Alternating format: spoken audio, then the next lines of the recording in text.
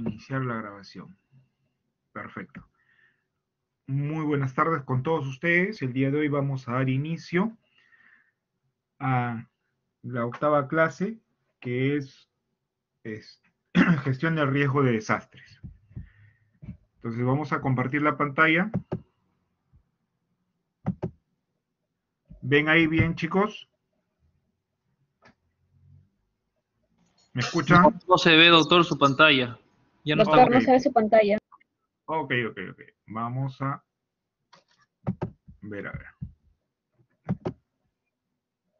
Vamos a ver.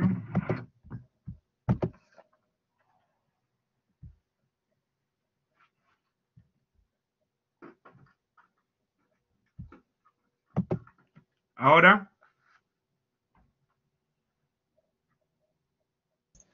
Sí, doctor, ahora sí. Ahora sí. Sí, doctor. Ok. Entonces, vamos a dar inicio a lo que es esta clase de gestión de riesgos de desastres. Primeramente, vamos a definir o a ver qué significa lo que es un desastre, ¿no? Entonces, como sabemos, en nuestro país es una constante la ocurrencia de eventos adversos, principalmente de origen natural. Y esto es debido a qué? A que nuestra ubicación en el cinturón del fuego del Pacífico y su geomorfología, lo que es muy variable, siendo impactado por una multiplicidad de peligros como sismos, tsunamis, inundaciones, huaicos, desplazamientos, sequías, heladas, friajes, incluso hasta el fenómeno del niño, ¿no? Entre otros, ¿no? Los cuales nos obliga a estar siempre, ¿qué cosa? Nos obliga siempre a estar preparados para afrontar estas eventualidades cuando se presenten. Es por ello que se requiere de un proceso organizado y de una población capacitada en forma continua y de un equipo de personas para el manejo de estas emergencias o desastres cuando se presenten, ¿no? Asimismo, vamos a definir lo que significa la palabra desastre, ¿no? La palabra desastre tiene su origen básicamente en las raíces griegas des y aster, que significan negación, y astro. La negación de los astros a la buena fortuna de las personas y por ende un augurio al inicio de las calamidades y fatalidades correlacionadas sobre todo, ¿no? Entonces, para ello, la Oficina de las Naciones Unidas para la Reducción del Riesgo de Desastres, que es la UNISDIR, en el 2009 menciona lo que es un concepto de desastre como una seria interrupción en el funcionamiento de una comunidad o sociedad que ocasiona una gran cantidad de muertes, al igual que pérdidas e impactos materiales, económicos y ambientales que exceden sobre todo la capacidad de respuesta de la comunidad o la sociedad afectada para hacer frente a la situación mediante el uso de ¿qué? De sus propios recursos. La importancia de los desastres consiste en que en la mayoría de países latinoamericanos son vulnerables a ¿qué? A los desastres naturales, como lo hemos visto, por estar, ¿qué cosa?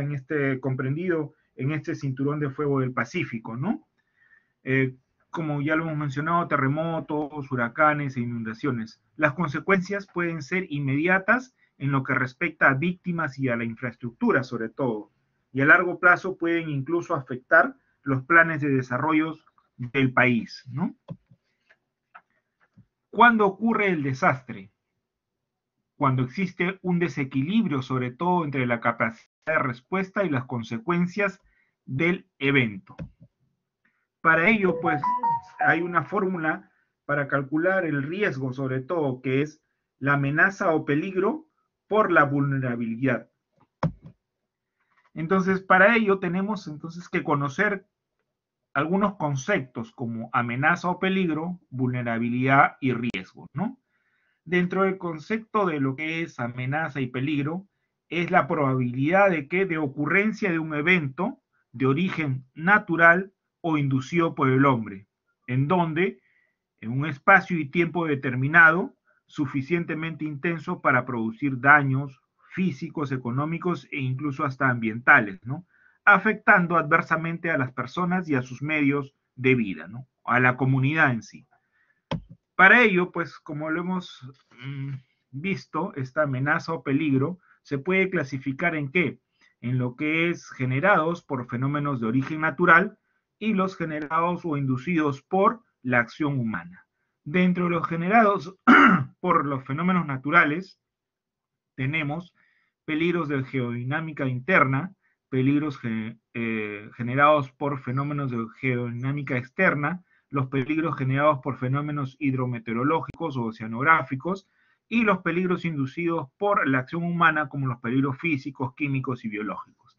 Dentro de ello vamos a ver ahora los peligros generados por la geodinámica interna, que pueden ser los sismos, los tsunamis, la actividad volcánica. La geodinámica externa pueden ser rectaciones, volcamientos, caídas, desplazamiento de lo que es o deslizamiento de rocas, y los fenómenos hidrometeorológicos o oceanográficos pueden ser las inundaciones, las lluvias, las sequías, las tormentas eléctricas, entre otros. Bueno, el Perú y el mundo no está excepto a estos fenómenos naturales. Aquí vemos pues definitivamente lo que es en cuanto a geofísica, el mapa de riesgos, en cuanto a lo que sucedió en Nepal con este terremoto, en la cual pues definitivamente dejó miles de muertes y daños materiales también, ¿no? Y no solamente en el extranjero, sino aquí también en el Perú, con esto del fenómeno del Niño en el año 2017, y hubieron más de 700.000 damnificados en el norte del Perú, ¿no?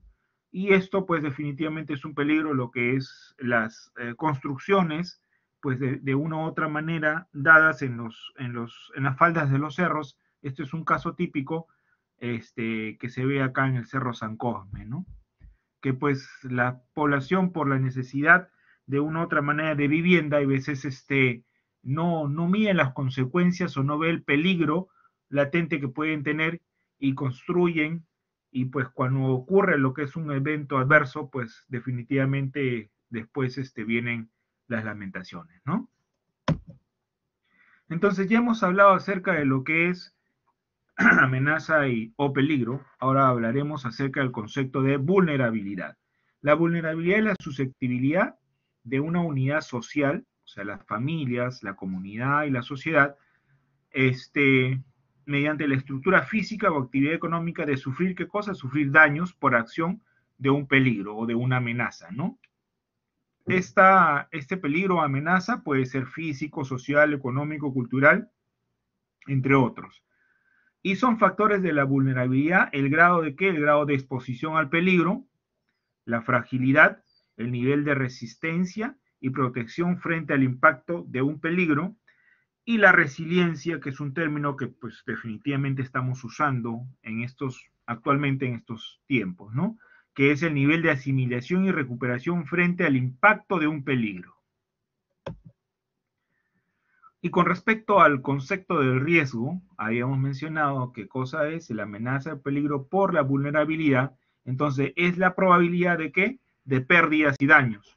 ¿Producto de qué? De la interacción de un peligro con una situación de vulnerabilidad, ¿no? Entonces, dentro de ello, ya comenzamos a hablar acerca de la reducción del riesgo de desastres. ¿Y qué sería la reducción del riesgo de desastres? Es el concepto y la práctica de reducir qué cosas los desastres a través de esfuerzos sistemáticos para analizar y disminuir los factores que causan los desastres, como por ejemplo la reducción del grado de exposición a las amenazas, es decir, qué cosa, no construir en lugares inadecuados que nos brinden cierta seguridad, la disminución de la vulnerabilidad tanto de las personas como de sus propiedades, una gestión adecuada del uso de los suelos, sobre todo aquellos suelos que pues no brinden la seguridad respectiva, como es lo que es la parte de arcilla o la parte de arena. Entonces, de una u otra manera, hay que reducir estos riesgos, ¿no? ¿Y cómo se reduce? Con una mejor preparación y un sistema de alerta temprana para enfrentar eventos adversos sobre todo, ¿no? Entonces, ¿qué busca la reducción de riesgos de desastres? Busca reducir los daños ocasionados por las amenazas naturales, tales como terremotos, sequías e inundaciones, ¿a través de qué? De una cultura de prevención. Y para ello, pues lógicamente hay una ley del Sistema Nacional de Gestión de Riesgos de Desastres, que es la ley 29664, 29.664, en la cual define como proceso social de generación, adopción de políticas, estrategias y prácticas orientadas a reducir el riesgo o minimizar sus efectos. Implica intervenciones sobre la causa que genera la vulnerabilidad o la amenaza o peligro, ¿no? Y cuya finalidad, como ya lo hemos mencionado, es proteger la vida de la población y el patrimonio de las personas y del Estado, ¿no? Entonces, esta es la ley que de una u otra manera trata de reducir sobre todo el riesgo. ¿Para qué? Para que de una u otra manera las personas no sean afectadas, ni tampoco el Estado.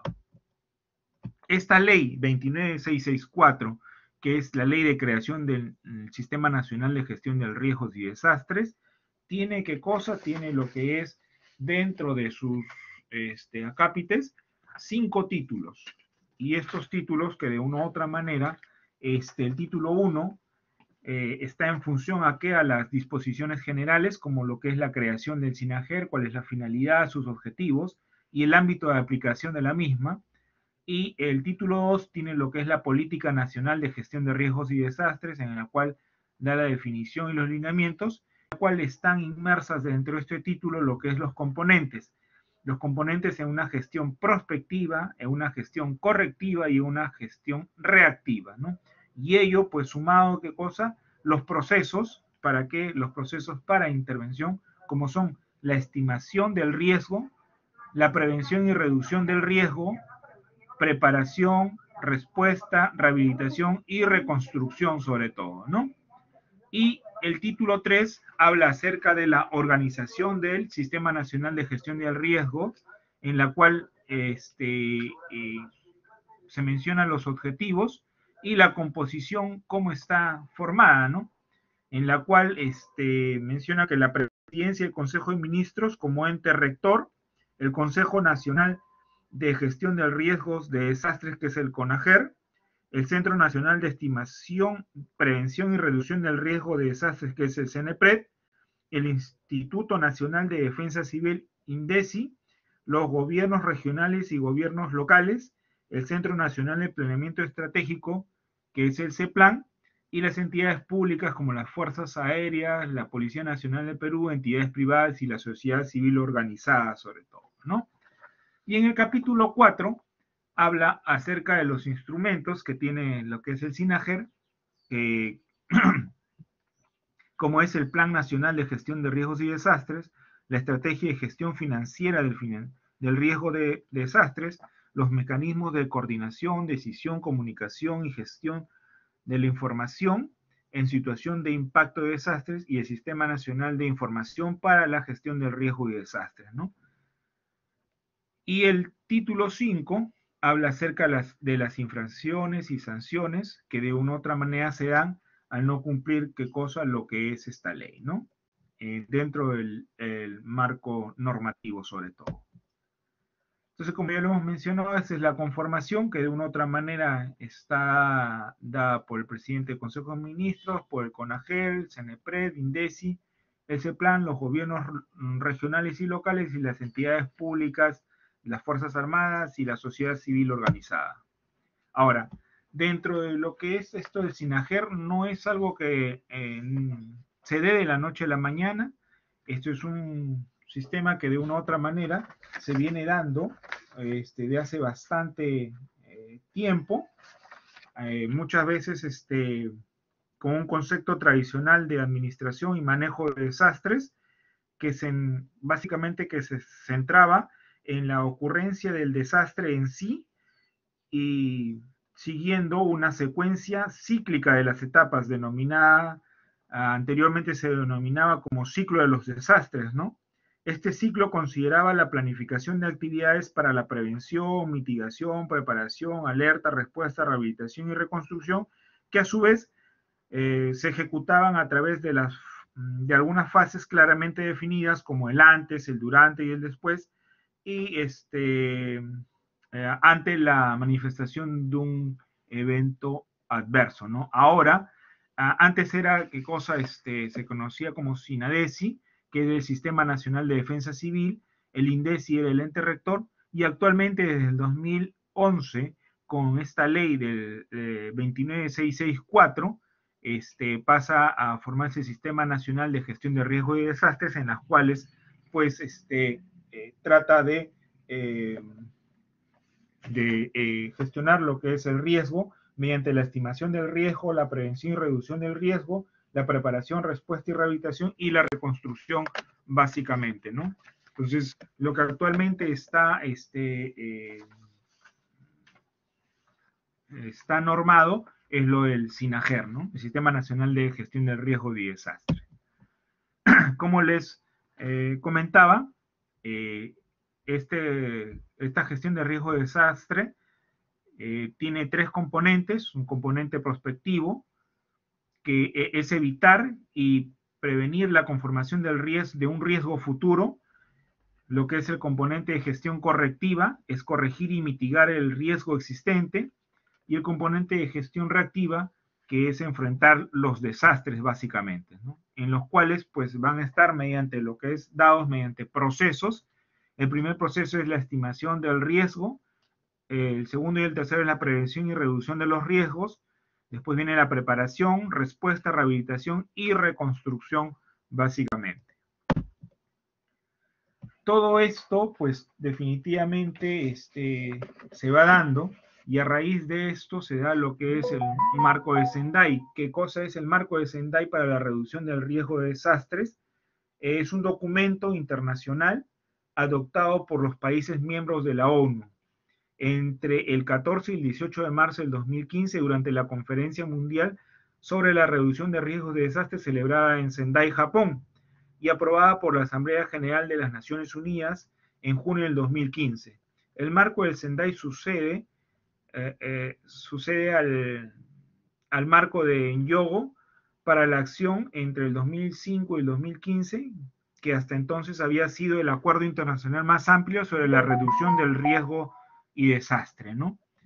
Y este marco de Sendai pues se da en la tercera Conferencia Mundial de las Naciones Unidas, como ya lo hemos mencionado, el 18 de marzo, a petición de la Asamblea General de estas Naciones Unidas, ¿no? Y esto se da, ¿por qué? Porque Japón sufrió lo que es el 11 de marzo del 2011, el mayor terremoto desde que comenzó a registrar datos de hace más o menos 140 años.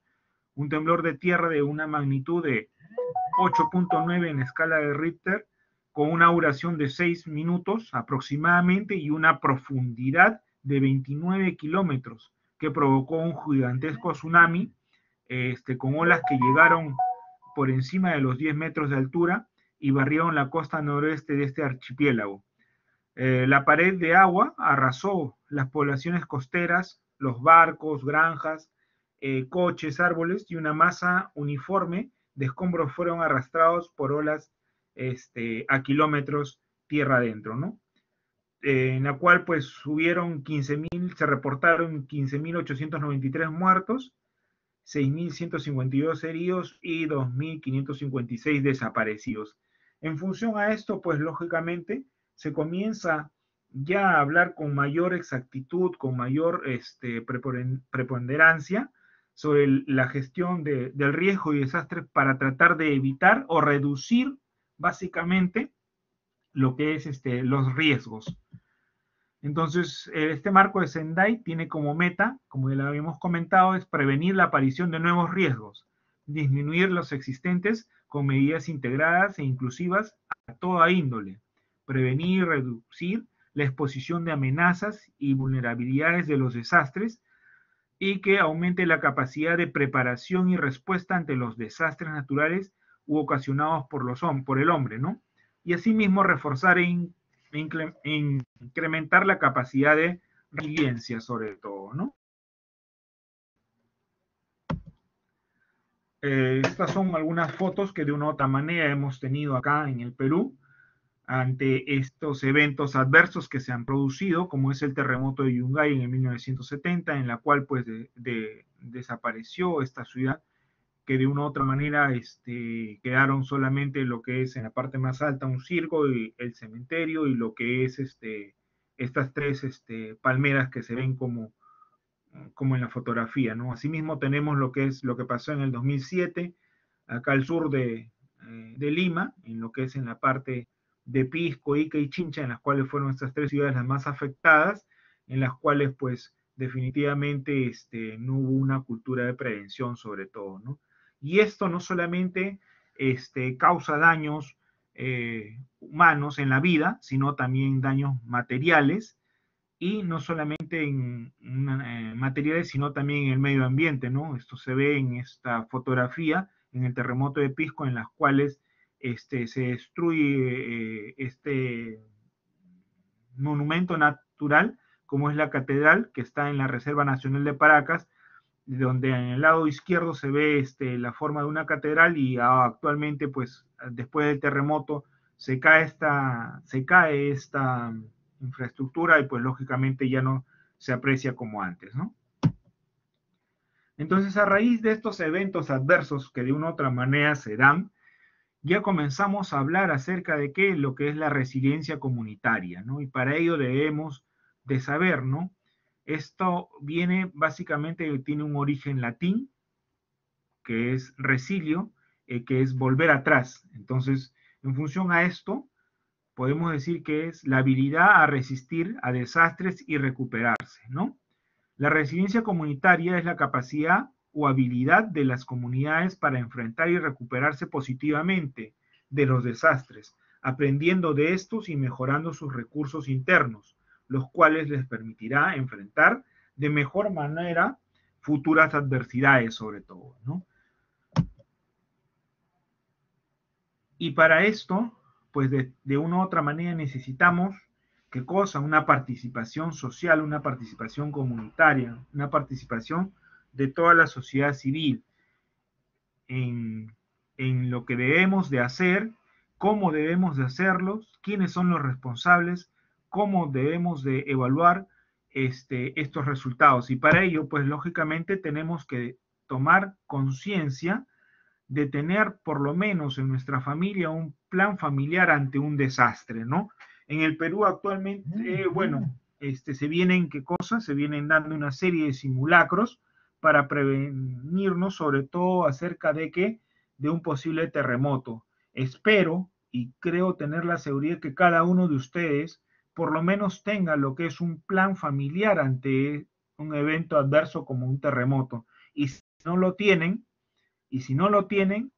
están a tiempo para que puedan conversar con su familia, para preparar este plan familiar y que cuando ocurra este evento adverso, que no sabemos cuándo, estén mejor preparados. Y al estar mejor preparados, hay mayores posibilidades de que salgan con bien de este evento, ¿no?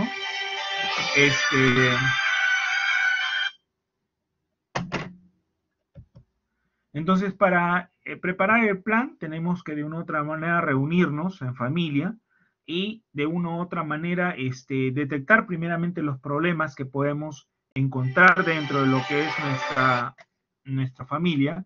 Tenemos que diseñar lo que es un plan, tenemos que decidir de una u otra manera quiénes serán los responsables de cada tarea que se asigne y para ello, pues de una u otra manera tienen que organizarse, ¿no?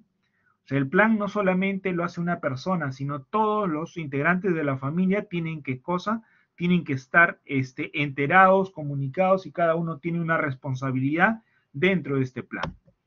Entonces, el plan familiar de emergencia es un conjunto de actividades que los miembros de una familia deben realizar. ¿Para qué? Para estar preparados y responder de manera planificada y organizada ante una situación de emergencia o desastre, ¿no? Este plan familiar de emergencia está centrado principalmente en los principios del bien común y de la autoayuda en la gestión de riesgos y desastres. ¿Qué cosa es el bien común? El bien común se concibe como el hecho de que de poder vivir y convivir con las demás personas en un estado de total armonía. Lo que corresponde a todos es velar por el bienestar en general, y lo que es la autoayuda. El principio de autoayuda es el proceso mediante el cual las personas reconocen sus potencialidades y a fin de usarlas para satisfacer sus necesidades y alcanzar una forma de vivir satisfactoria y significativa. ¿Quiénes van a participar dentro de este plan familiar? Participan, como ya lo hemos mencionado, todos los miembros de una familia, participan en su elaboración y lo van a hacer de manera coordinada, lo que va a permitir que cada una de las personas que viven en ese hogar conozcan el rol y el rol que deben de cumplir y sobre todo sus responsabilidades, ¿no? Los aspectos que debemos de tomar en cuenta para este plan familiar, primeramente son las rutas de evacuación, sitios seguros fuera del hogar en caso que no puedan regresar, formas de comunicación en caso de estar separados en el momento de la ocurrencia, conocer básicamente lo que es la utilidad del número 119, establecer el lugar y hora de la reunión en caso de estar separados y contar básicamente con el combo de supervivencia, ¿no? Aquí yo les hago algunas preguntas, pero por efectos del tiempo vamos a pasar algunas de las preguntas.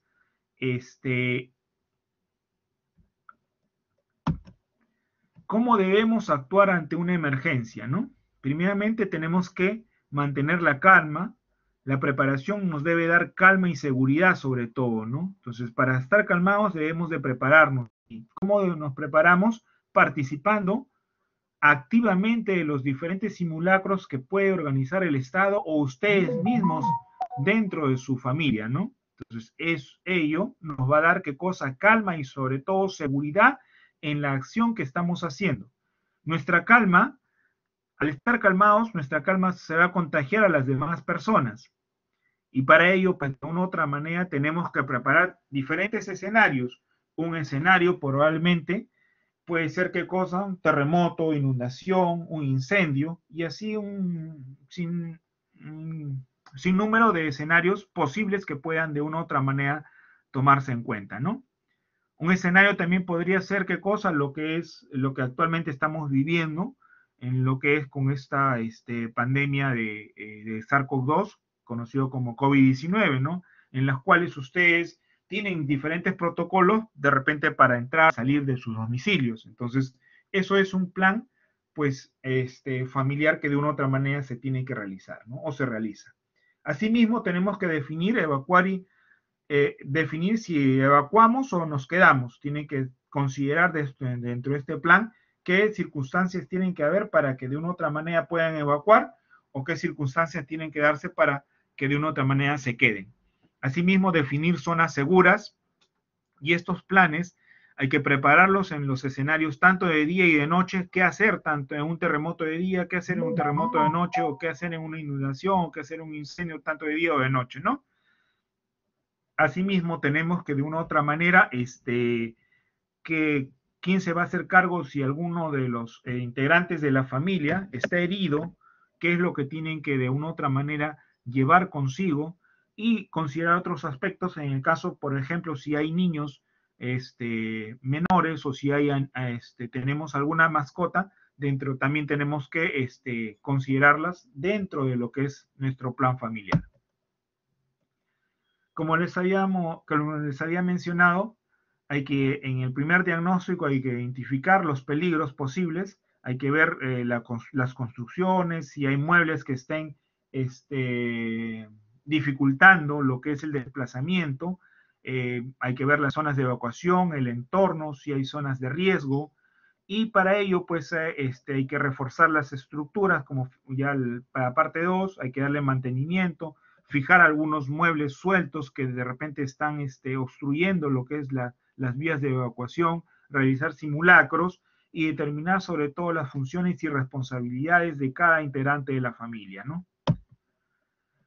Y para ello también tenemos que tener el combo de emergencia, ¿no? Esto que de una u otra manera se ha hablado en forma reiterativa, lo que es el combo de emergencia es una mochila más una caja. En este caso, lo que es la mochila de emergencia debe ser transportable por los miembros de la familia y deben de contener artículos indispensables para 2 miembros adultos para las primeras 24 horas y artículos de necesidad según los requerimientos específicos de cada familia, de repente familias que tienen niños pequeños, adultos mayores e incluso, como les había comentado, hasta mascotas, ¿no? Entonces, este combo de supervivencia está dado, ¿por qué? Por una mochila para emergencias y asimismo por una caja de reserva, ¿no? Entonces, ya hemos visto lo que es la mochila de emergencia, ahora vamos, y dentro de la mochila de emergencia, pues, debe de haber qué cosa, debe haber artículos de higiene, incluso hasta un pequeño botiquín, alimentos no perecibles, bebidas no perecibles, dinero también, pero de baja denominación, en monedas o billetes pequeños. Asimismo, también tienen que tener lo que es para los medios de comunicación, pueden ser linternas, una radio portátil, un silbato, plumón o lapiceros. Asimismo, tienen que tener algunos otros objetos diversos, como son encendedores, probablemente plástico, en el caso si es que llueve, en un encendedor si de una u otra manera quieren hacer fuego, o guantes de trabajo, unas cuchillas multipropósitos, ¿no? Bolsas de plástico, sobre todo, ¿no? Mascarillas, y así un sinnúmero de elementos que de una u otra manera están detallados dentro de esta mochila, ¿no? Esta mochila debe pesar aproximadamente unos 8 kilos y acuérdense que debe contener para las primeras 24 horas básico para 2 personas, ¿no? Ahora, esta mochila también puede ir a otras cosas en función a qué, a las necesidades de la familia, si tiene niños pequeños, adultos mayores o otras cosas que de una u otra manera puede implementar cada familia de acuerdo a su uso, ¿no? Entonces, este combo constaba de qué? De una mochila y una caja. En esta caja de reserva debe ser almacenada en un lugar seco, protegido y accesible de la casa, que va a contener artículos necesarios para que una familia pueda vivir entre el segundo y el cuarto día, o sea, para 3 días aproximadamente. La cantidad de artículos depende del tamaño de la familia. Puede ser de cartón corrugado o de plástico o de acuerdo a las necesidades de cada familia, ¿no? Entonces, también aquí tienen que haber qué cosas, bebidas, alimentos no perecibles, ropa, abrigo, artículos de higiene y otras cosas que de una u otra manera nos puedan facilitar qué cosa, realizar lo que es nuestros alimentos, como una olla, como el termo, papel higiénico, lo que es el plástico, pilas, paraguas y así.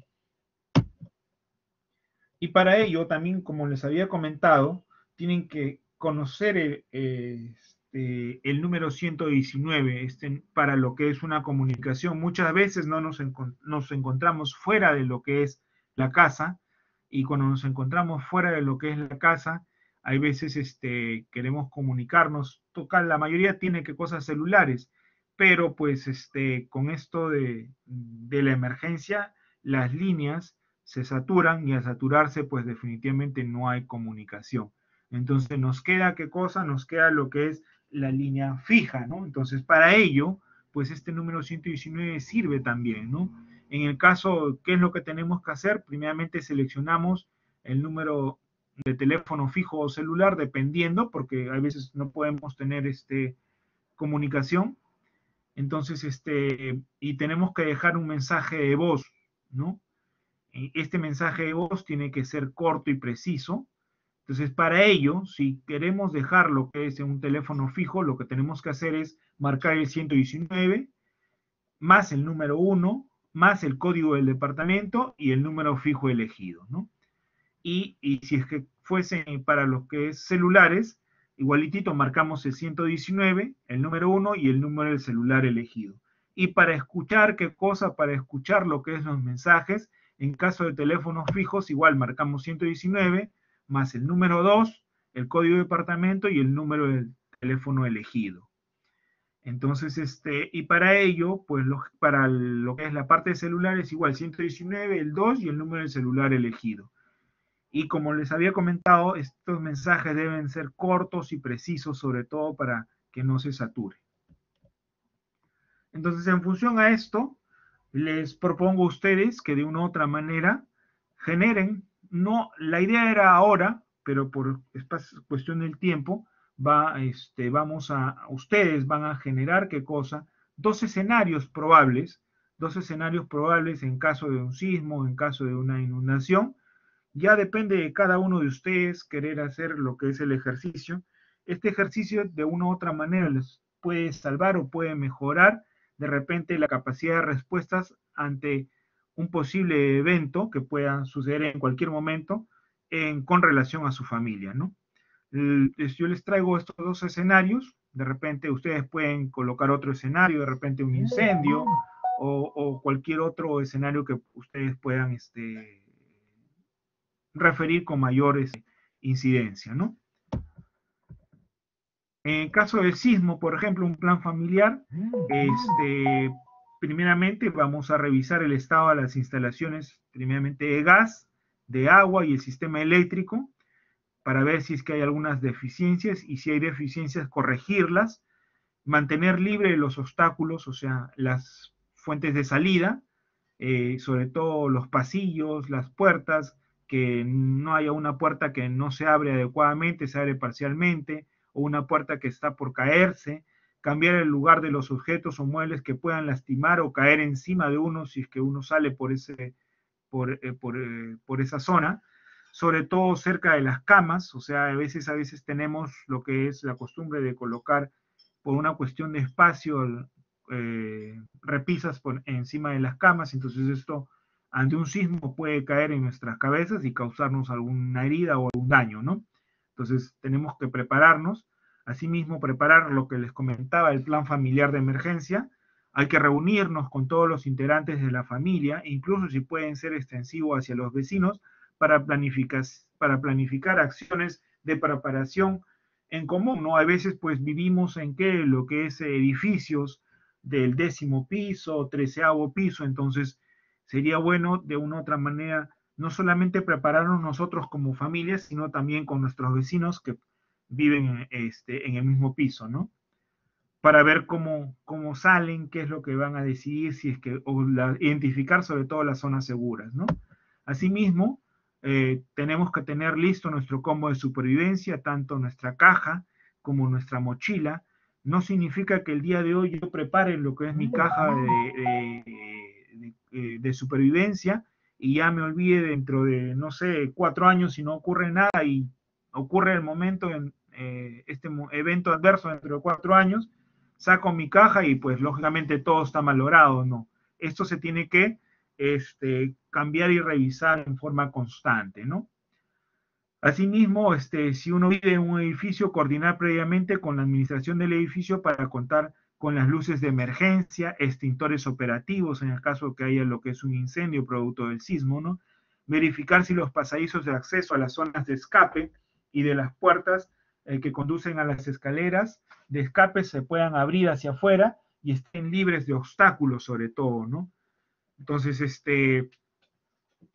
porque si es que se abren hacia adentro, pues vamos a tener más heridos por la desesperación que de una u otra manera se pueda generar, ¿no? Entonces eso hay que tenerlo siempre presente, ¿no? Como lo que ha ocurrido en San Juan del Urigancho, creo, cuando murieron 13, 14 personas, cuando la policía entró a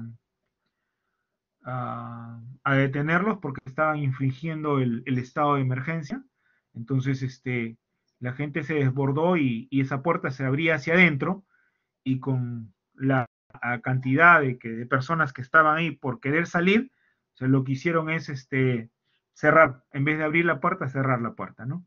Si alguno de los miembros de la familia sufre de alguna discapacidad, hay que ver también implementar algunas medidas necesarias para que se evalúe de manera segura, ¿no? A veces un andador, una silla de ruedas, quién se va a hacer cargo sobre todo de ese integrante de la familia, ¿no? O si es que toma alguna medicación, su medicación también de una u otra manera tenemos que tomarla en cuenta, ¿no?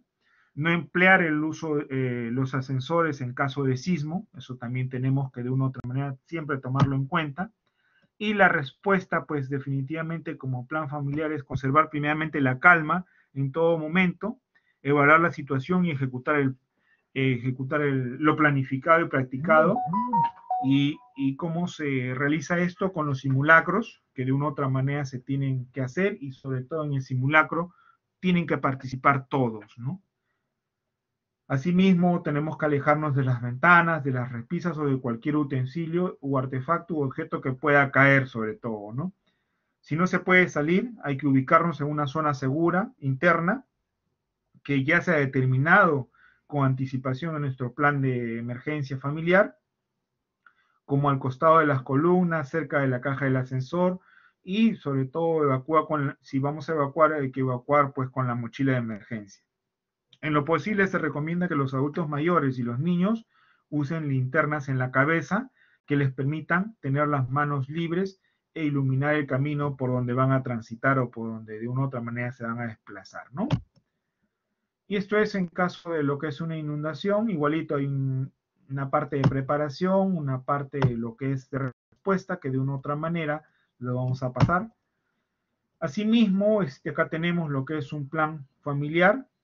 En el plan familiar debemos de siempre tener a la mano un directorio de emergencia, el número de la policía, del SAMU, de Telesalud, INDECI, los bomberos, de salud, y pues el número de mensajes de emergencia, ¿no? Asimismo, estos sistemas, de una u otra manera, se van día a día actualizando, tanto es así que ahora tenemos lo que es un sistema de alerta temprana. Este sistema de alerta temprana está comprendido de lo que dentro de la ley 29664, que es la ley del SINAGER, Sistema Nacional de Gestión de Riesgos y Desastres, en la cual es responsabilidad de los gobiernos regionales, locales, el diseñar e implementar estos y que y que operen sobre todo estos sistemas de alerta temprana, ¿no?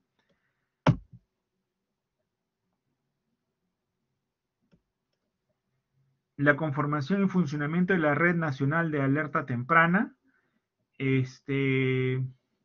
va a estar dada por esta resolución ministerial, la 173 de 2005, del 10 de julio del 2015, en la cual pues definitivamente cada gobierno regional y local debe diseñar e implementar estos sistemas, ¿no? Y que estén operativos sobre todo, ¿no?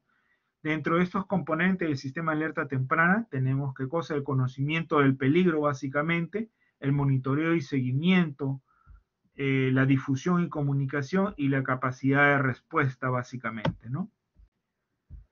En el Perú, con respecto a estos sistemas de alerta temprana, tenemos qué cosa, ubicados dentro de todo el territorio, algunos mareógrafos e incluso transmisores y receptores.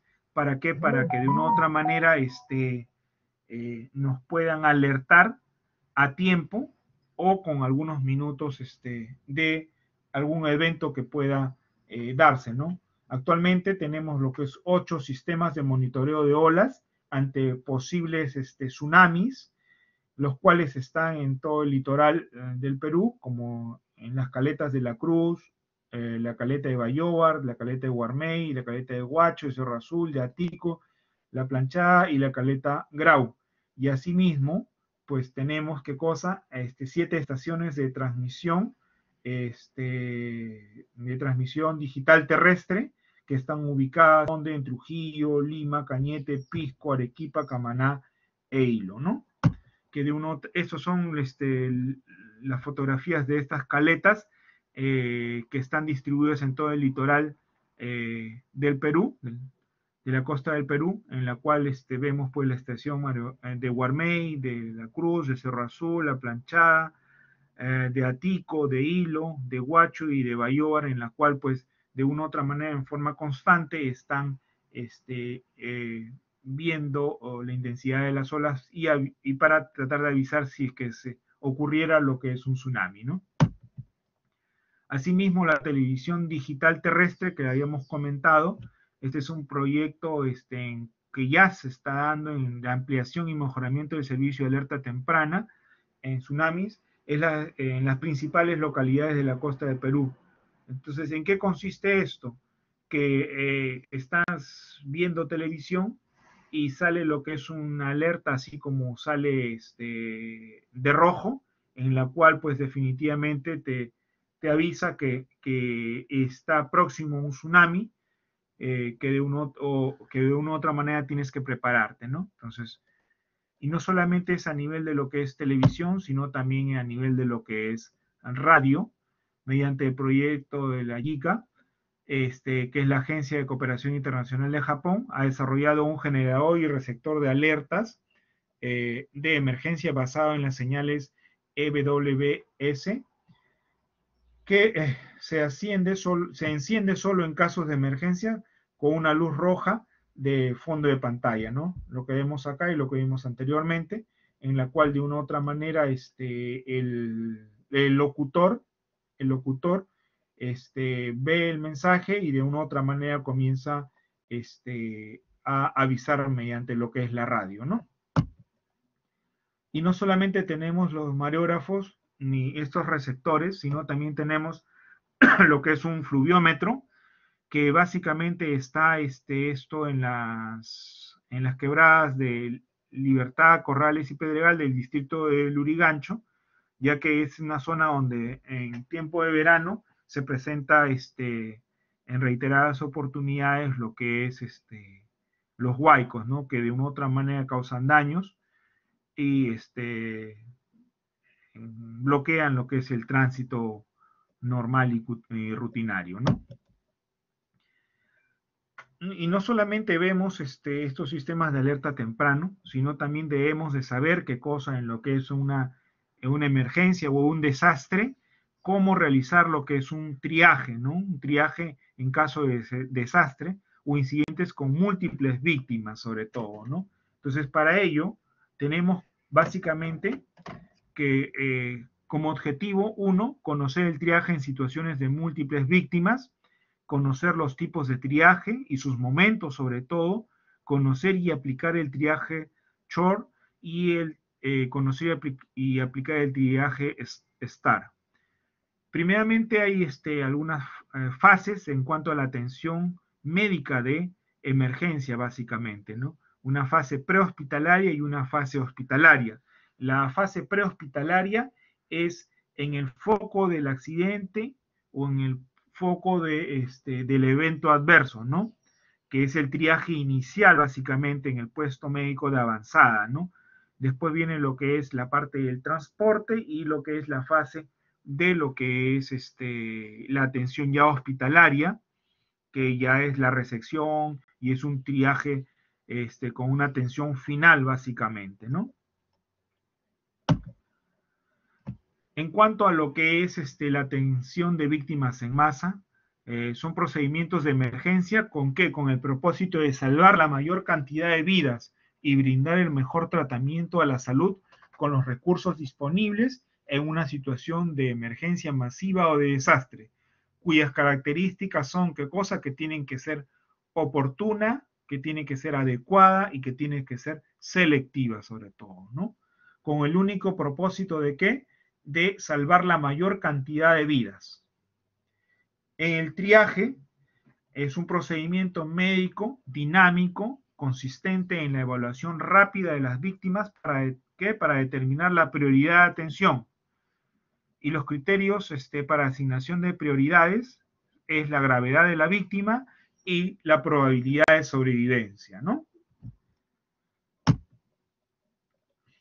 En cuanto a al triaje, es un término de origen francés del verbo trier, que significa cribar u ordenar, y originalmente es un término militar que significa seleccionar, escoger o priorizar sobre todo, ¿no? En este triaje, pues de una u otra manera se dan lo que es prioridad 1, 2, 3, que está incluso representado con colores, color rojo, amarillo, verde y el color negro, ¿no? Para lo que es la prioridad en cuanto a lo que es las atenciones. La prioridad 1, que es la prioridad roja, se aplica a los lesionados de cuidados inmediatos, quienes requieren una atención médica urgente, ya que por la gravedad de sus lesiones pueden perder la vida y con los recursos disponibles tienen la probabilidad de sobrevivir sobre todo, ¿no? Entonces, son los de prioridad 1 de color rojo. La prioridad 2 se aplica a los lesionados de cuidados intermedios, o diferibles sobre todo, ¿no? Quienes requieren una atención médica que puede dar lugar a un momento o un tiempo de espera, ¿no? Y la prioridad 3 se reserva para aquellos lesionados de cuidados menores, o sea, a los que presentan lesiones leves o que su atención puede dejarse para el final sin que con ello se vea comprometida sobre todo la vida, ¿no? O ponga en peligro de repente la vida. Para ello tenemos que tener en cuenta el tipo de desastre, el número de heridos, los recursos hospitalarios en torno a la zona del desastre, donde vamos a referir, posibilidades de evacuación, de transporte y remisión. Asimismo, tenemos que tener en cuenta el grado de control local de la emergencia, el tipo de gravedad, la localización de las lesiones y la recuperación inmediata y el pronóstico que de una u otra manera puede tener. Como lo habíamos mencionado, hay niveles de triaje. Nivel 1 es rápido y sencillo, hecho directamente en la zona de impacto, en función a la necesidad de qué, del tratamiento inmediato. El triaje nivel 2 se realiza donde en el área de concentración de víctimas o puesto médico avanzada, ¿no? Basado básicamente en la urgencia de evacuación para el tratamiento definitivo. Y el triaje nivel 3 es el que se realiza a nivel de qué? A nivel hospitalario, básicamente. Como les había mencionado, hay dos tipos de triaje, el triaje short y el triaje STAR, que de una u otra manera se caracterizan. ¿Por qué? Porque primeramente se evalúa al paciente. Si el paciente que ha tenido el accidente de una u otra manera sale caminando, es una prioridad 3. O sea, verde puede esperar. Si no sale caminando, está ahí y tiene dificultades, y no tiene dificultades para lo que es hablar u obedecer órdenes sencillas, entonces es una prioridad 2. Pero si tiene dificultades para obedecer o para hablar, pues pasa a una prioridad 3. Y en la prioridad 3 hay que ver qué cosa, lo que es si es que respira adecuadamente o si no respira, pues definitivamente ya está fallecido. Y también hay que ver lo que es la parte de lo que es si es que hay hemorragias que de una u otra manera para poder taponarlas. Y ellas van a una prioridad 1, sobre todo una atención inmediata, ¿no?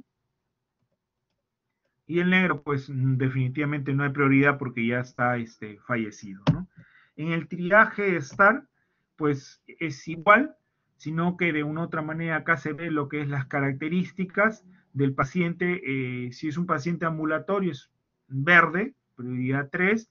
Si estos pacientes ambulatorios, pues definitivamente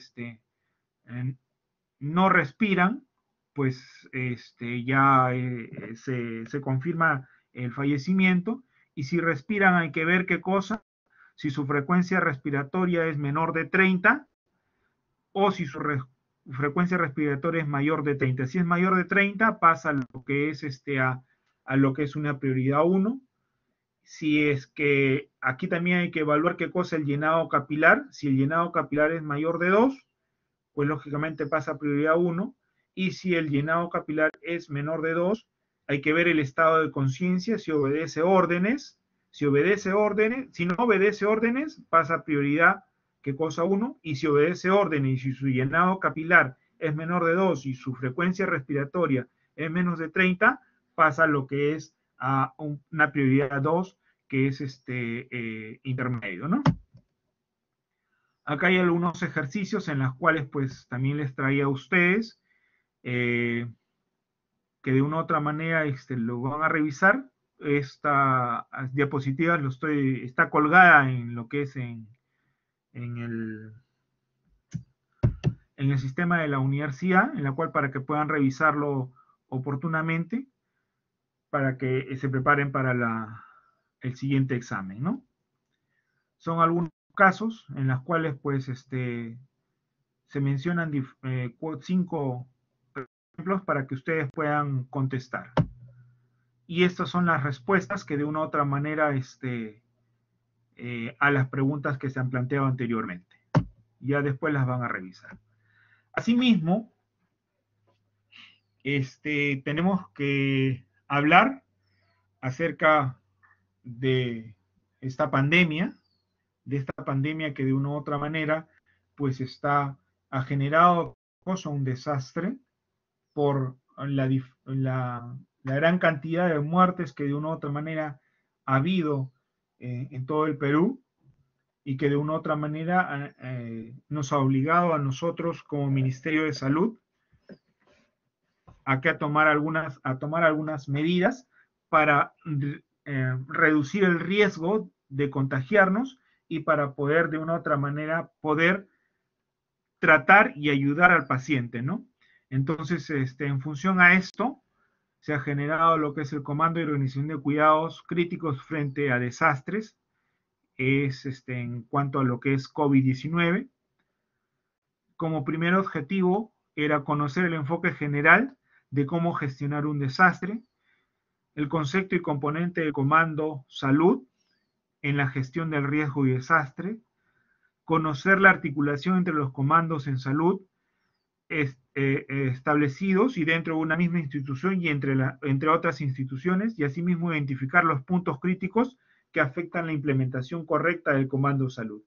En un primer momento, en marzo del año pasado, abril del año pasado, las personas de una u otra manera, pues cuando utilizaban el término de comando en salud, pues hacían referencia de repente a las Fuerzas Armadas, ya que de una u otra manera este término es usado frecuentemente, pero les diré que para salud el término comando no significa lo que es eh,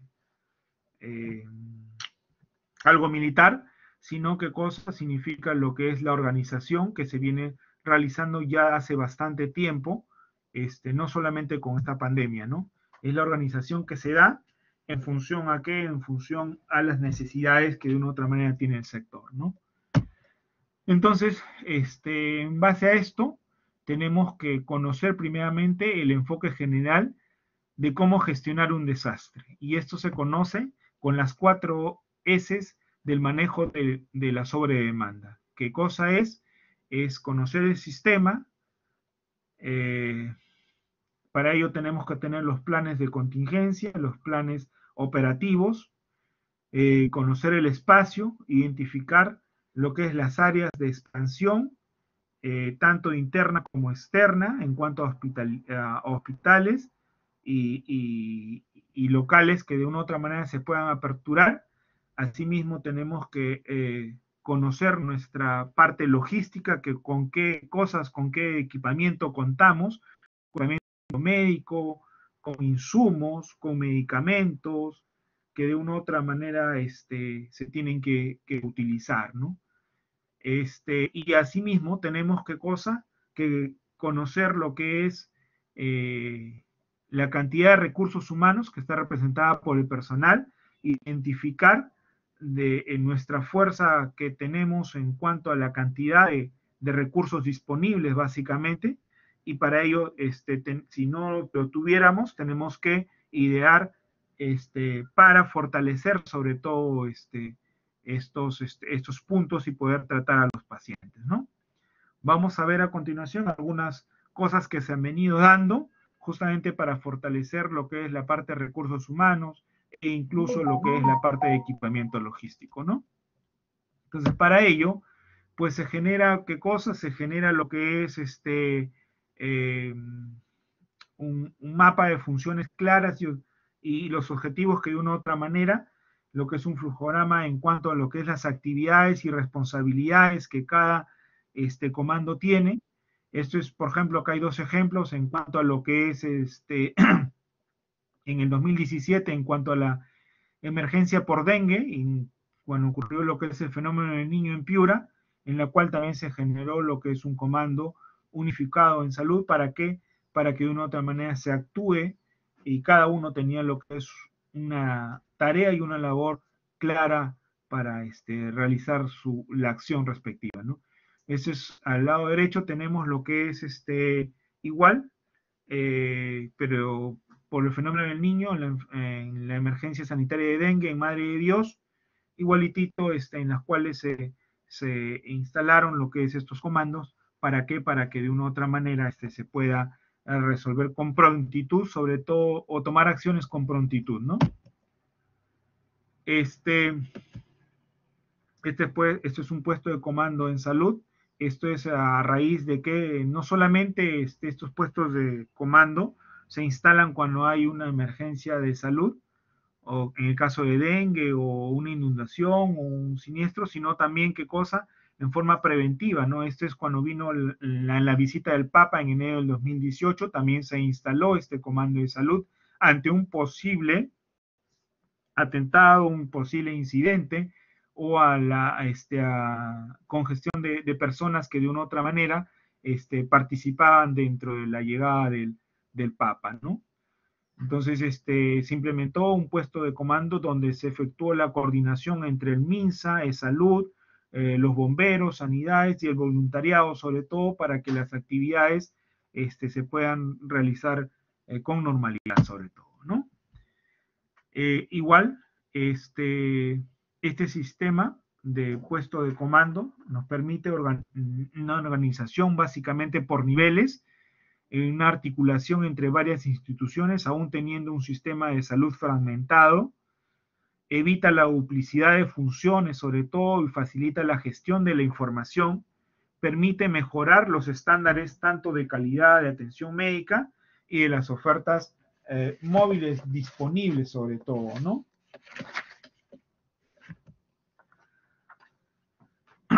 Este es otro ejemplo en la inundación que hubo en San Juan del Lurigancho, en la cual pues de una u otra manera también se instaló lo que es un puesto de comando, en la cual se tuvo que ver las funciones específicas en las cuales, y claras sobre todo, de una u otra manera, en forma permanente esta comunicación en circuito cerrado, establecer algunos relevos con segundos y terceros al mando para lo que es la parte de difusión y la parte de cualquier evento adverso que de una u otra manera no se podía quedar sin liderazgo sobre todo el comando, ¿no?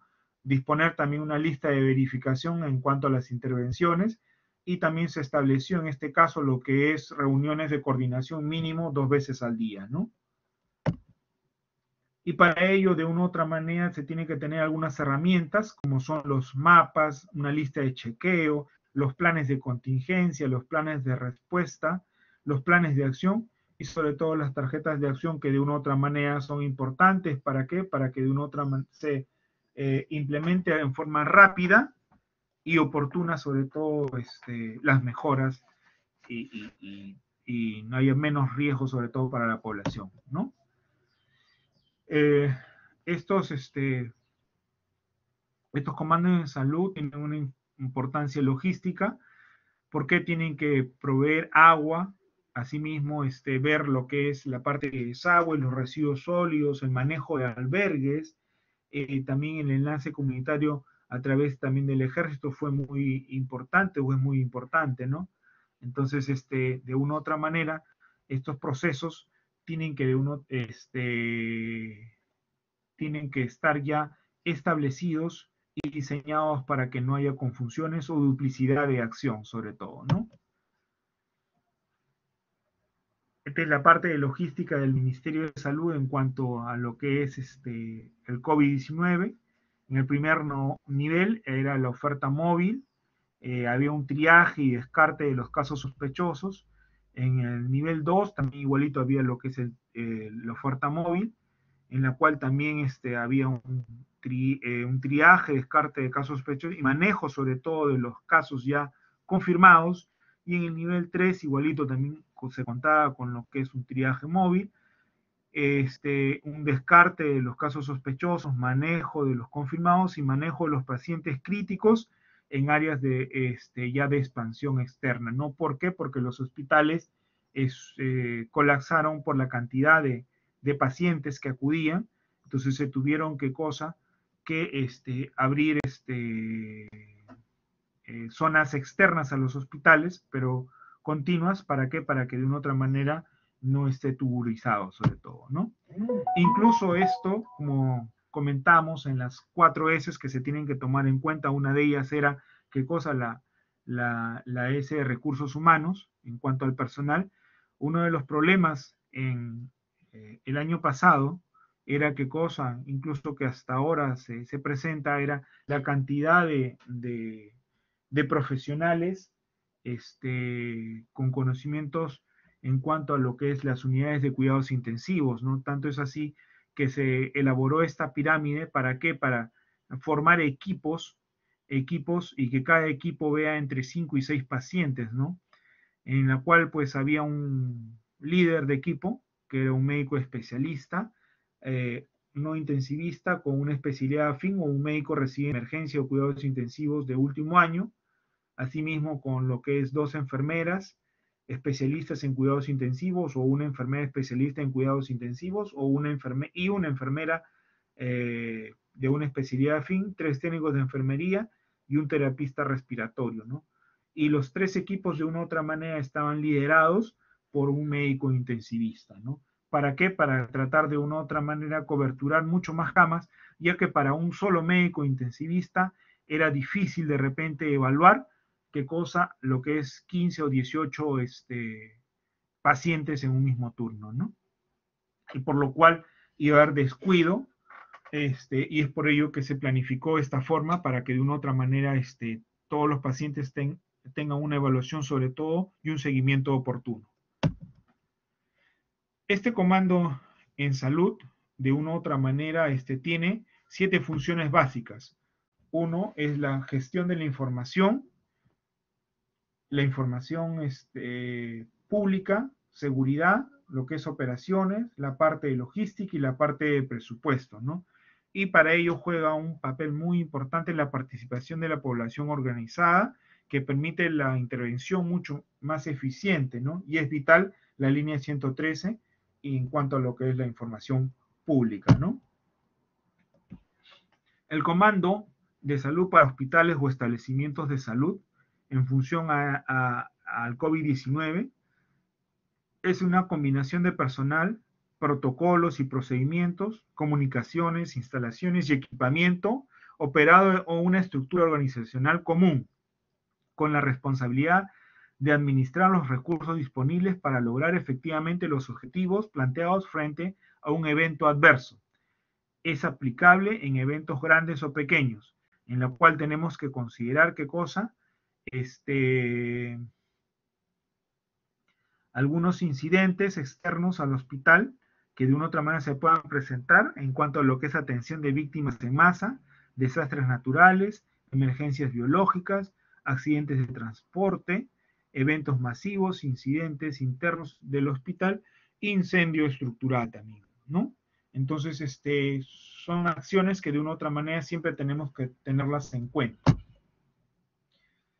Y esto tiene, ¿qué cosa? Tiene lo que es un fluxograma, ¿para qué? Para su mejor comunicación y mejor desarrollo de las acciones que de una u otra manera se tienen que implementar. Y ello tiene que ir coordinado siempre con qué, con lo que es, ya lo hemos mencionado, con estas 7 funciones básicas que de una u otra manera se tienen que dar, ¿no? Que es la parte de logística, operaciones, la planificación, presupuesto, gestión de la información pública y la seguridad sobre todo, ¿no?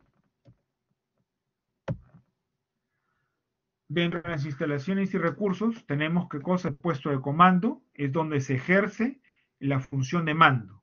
El área de espera, lugar donde se concentran los recursos. El área de concentración de víctimas y triaje es el lugar establecido para efectuar la concentración y clasificación de las víctimas. La fase B, lugar donde se coordina y administra las funciones logísticas. La parte de campamento es lugar de alojamiento, alimentación, higiene y descanso cuando pues lógicamente se realiza una extensión del hospital a lugares aledaños, e incluso se tiene que tener lo que es un helipuerto, es donde de una u otra manera el lugar preparado para que los helicópteros o las ambulancias aéreas pues de una u otra manera puedan llegar con facilidad, ¿no? Están representados por estos símbolos que de una u otra manera los vemos acá. Aquí tenemos algunas que de una u otra manera se dieron con efectos de esta pandemia, e incluso lo que es instalaciones que se ampliaron, acá lo que es los triajes que de una u otra manera se dan en función a lo que es eventos adversos, e incluso lo que es la parte de lo que es los helipuertos que de una u otra manera pueden estar dentro de lo que es un hospital o una zona donde pues se esté brindando atención sobre todo, ¿no? Esta es la lista de verificación de aislamiento para la respuesta del COVID-19 en los hospitales, en las cuales era un checklist para que para de una u otra manera clasificar sobre todo a los pacientes, ¿no?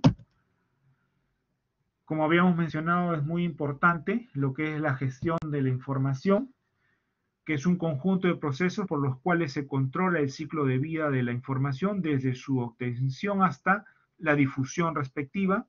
Tales procesos comprenden la obtención, la consolidación, la depuración, la difusión de la información en bien sobre todo de la comunidad. Y es clave básicamente para lo que es la coordinación, ¿no? Acá vemos el ciclo básico del manejo de la información, acción, dato, información y conocimiento, ¿no? Definición y descripción de los sitios de atención alternativa.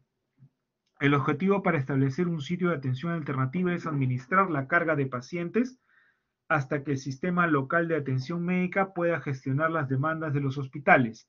Es importante tener en cuenta las necesidades específicas de eventos para la atención al paciente. La planificación del sitio de atención alternativa se debe considerar 3 criterios básicos: tipo de paciente, nivel de atención y tipo de la infraestructura, básicamente, ¿no?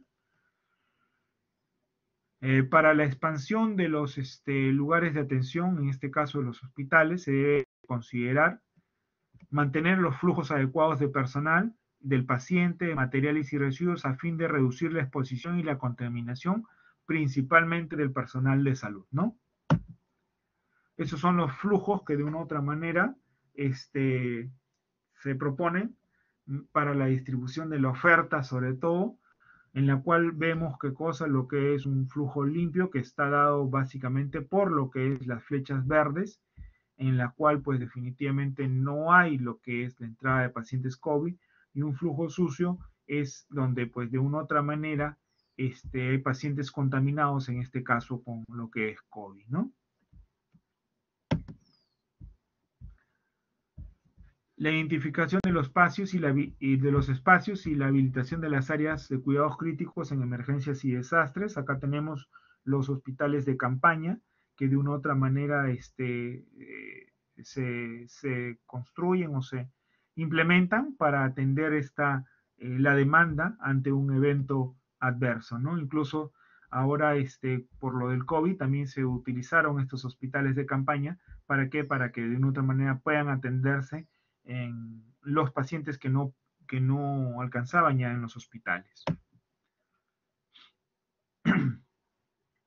Tenemos los equipos médicos de emergencia, también en lo que es en la parte de triaje diferenciado. Son equipos formados por profesionales de la salud, personal médico, de enfermería, fisioterapeutas, paramédicos, que se encuentran dentro de lo que es las infraestructuras alternativas con instalaciones temporales u hospitales móviles de diferente capacidad asistencial. Mayormente estudiamos en la parte de lo que es salud con sus hospitales de campaña, ¿no? El tipo 1 es móvil y fijo, instalaciones que permiten el triaje, tratamiento ambulatorio, estabilización y referencia a centros de nivel superior. El tipo 2, una estructura con capacidad de al menos 20 camas de hospitalización, laboratorio, radiología y un quirófano. Y los de tipo 3 es una estructura con capacidad de al menos 40 camas de hospitalización, 4 camas de UCI, laboratorio, radiología y 2 quirófanos, sobre todo para la atención de pacientes que acudan en masa, ¿no? Igualmente es el flujo de pacientes y de personal que de una u otra manera tiene que tomarse en cuenta para que no haya lo que es contaminación sobre todo, ¿no? Y con respecto a esto, bueno, con respecto a esta enfermedad del COVID-19, también en los establecimientos de salud, no solamente en los hospitales, sino en el primer nivel, también se ha instalado, ¿qué cosa? Lo que es triajes diferenciados, ¿no? el triaje diferenciado COVID y el triaje diferenciado no COVID, cuyo objetivo de este triaje respiratorio es que cosa identificar de manera rápida los cuadros respiratorios agudos, o si es agudo de origen infeccioso o si es de origen viral. ¿Para qué? Para que de una u otra manera se tomen las medidas necesarias de bioseguridad, determinar la gravedad de la enfermedad, priorizar la atención en cuanto a la salud y evaluar el destino probable e inmediato del paciente, que puede ser un ingreso hospitalario, un manejo ambulatorio, traslado al domicilio, ¿no? Dentro de lo que es el triaje respiratorio, básicamente consiste en reducir el riesgo de transmisión o contagio dentro de los establecimientos de salud, aislar la posible fuente de infección, contribuir a la regulación de la demanda y reducir la sobresaturación de los establecimientos de salud, recopilar información que facilite la identificación y localización posterior del paciente, sobre todo para su seguimiento oportuno, que de una u otra manera se realizan por los equipos básicos de salud. Asimismo, tenemos que tomar en cuenta los recursos físicos para el triaje respiratorio. Tenemos que tener un área física exclusiva para lo que es este triaje respiratorio, estructuras desplegables, carpas, contenedores, instalaciones físicas, con respecto a un área adecuada, sobre todo, que de una u otra manera nos pueda permitir la toma de signos vitales, de admisión, triaje, sala de espera, y que de una u otra manera tienen que contar con los suministros básicos de agua, energía eléctrica, comunicación, servicios sanitarios, y que de una u otra manera haya las facilidades para la higiene de manos y manejo de residuos, sobre todo de los desechos. Asimismo, tiene que tener una ventilación ambiental, sea artificial o natural, en el cual se logren sobre todo los recambios de aire aceptables para el control de las infecciones, ¿no?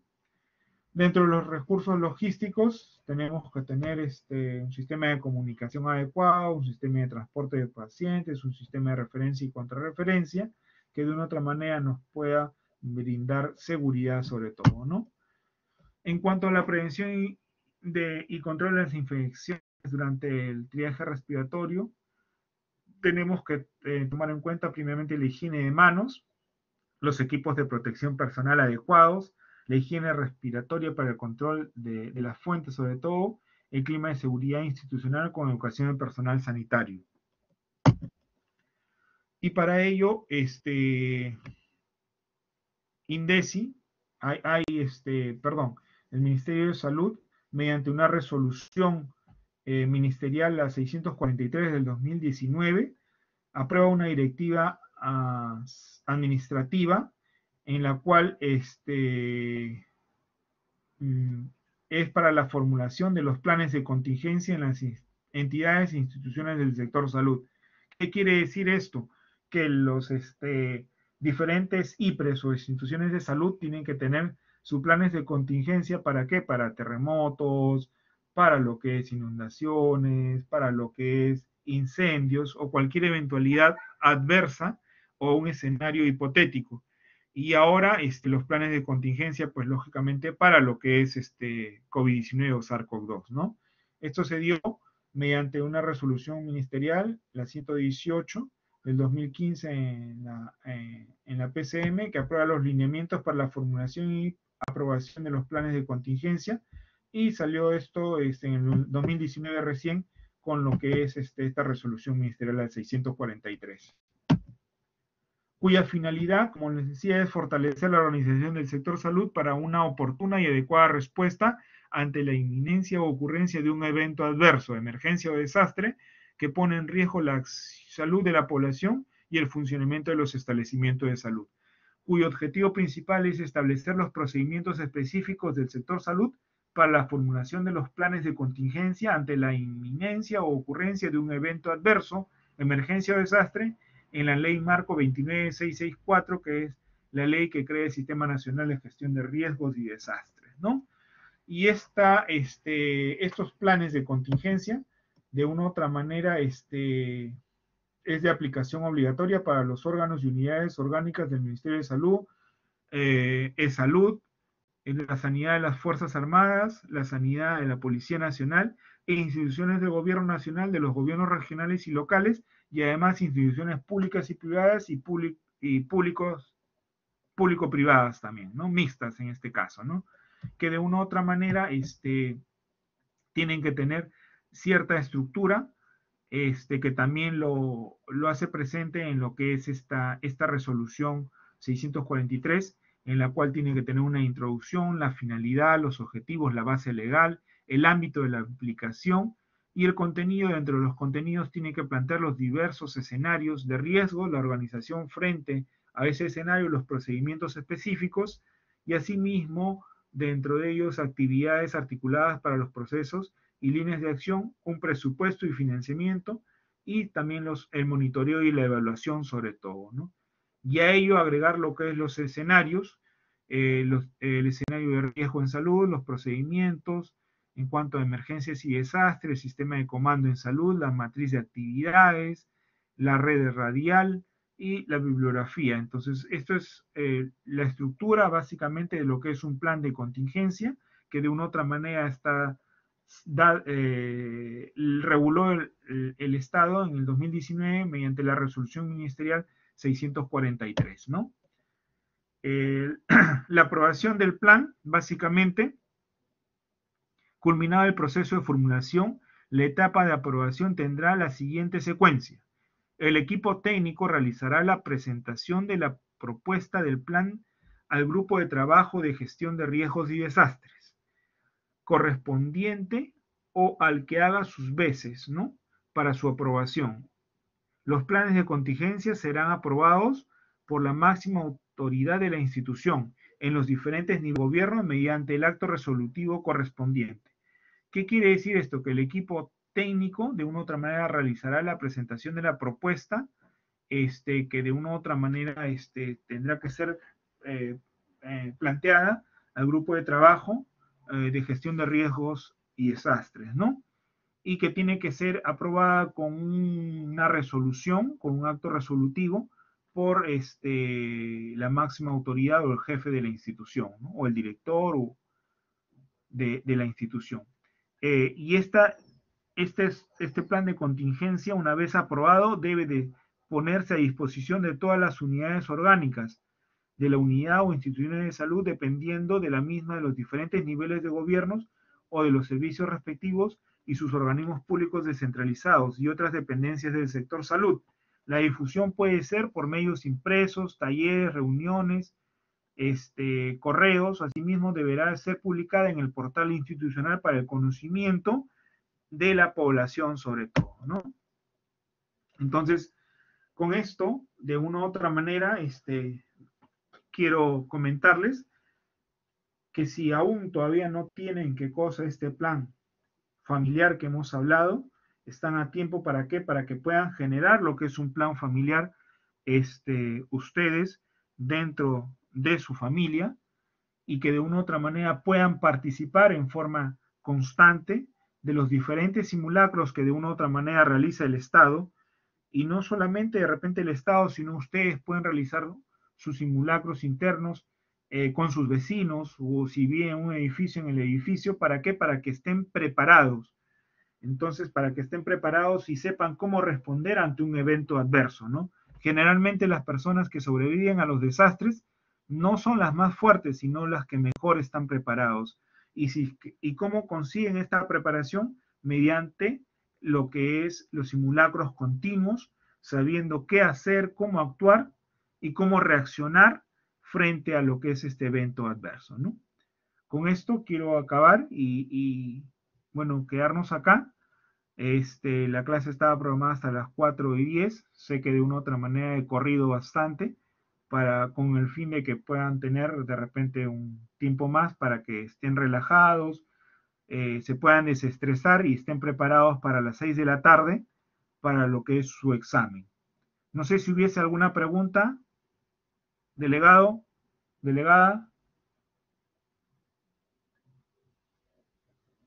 Doctor, Sí. bueno, por mi parte no, no sé si mis compañeros tendrán alguna pregunta.